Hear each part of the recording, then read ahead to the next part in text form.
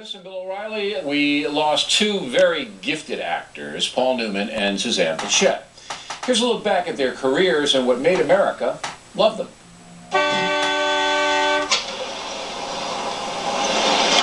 I just hope for your sake that this house is on fire. First of all, am I right to say that Paul Newman was a popular actor because he came across as a working class guy that everybody could identify with? Is that correct? That's absolutely correct. I know something to make you feel cool and fresh. Alcohol rub. Cologne. No thanks. We'd smell alike, like a couple of cats in the heat.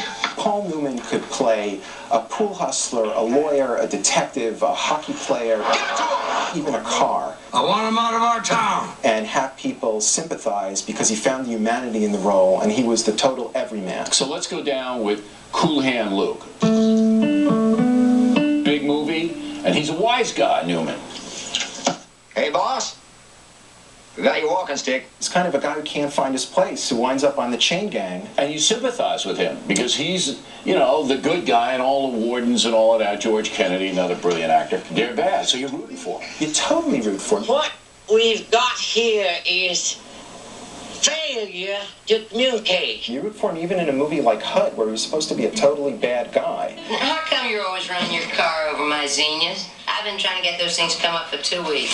Don't plan on where I park. You root for him in The Underdog, the quintessential movie where he's supposed to be the bad guy, Butch Cassidy and the Sundance Kid. What happened to the old bank? It was beautiful. People kept robbing it.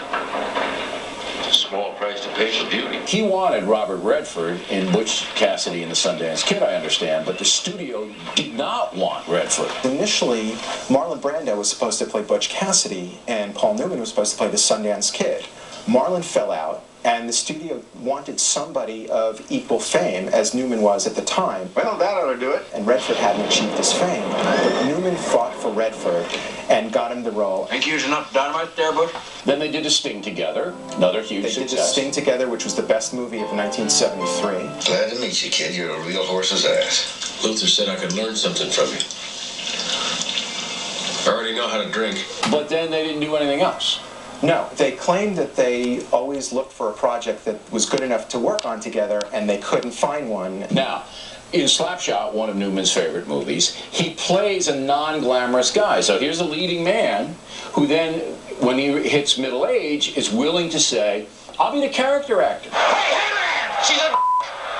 I know! The interesting thing about Paul Newman was, no matter what role he played, even when he was into his 70s, he was always the leading man. He was always the romantic lead. So, come here often?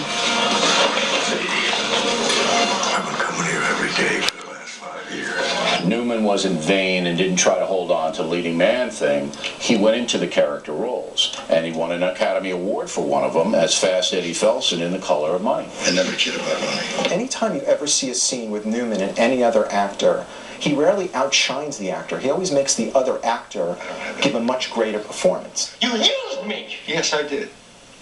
But you're in Atlantic City now with the big boys. Now, in a personal life, he lost his son to a drug overdose. How did it affect his life? It probably pushed him more in terms of doing more charity work. After that happened, then he got into the Newman Zone and all of the food products, and he $250 million to charity. He opened the cancer camp up in Connecticut. The hole-in-the-wall camp. And he continued his race car driving, which was his passion outside of acting. He was in a movie called Winning in 1969, and he felt like he was never graceful at anything until he found driving.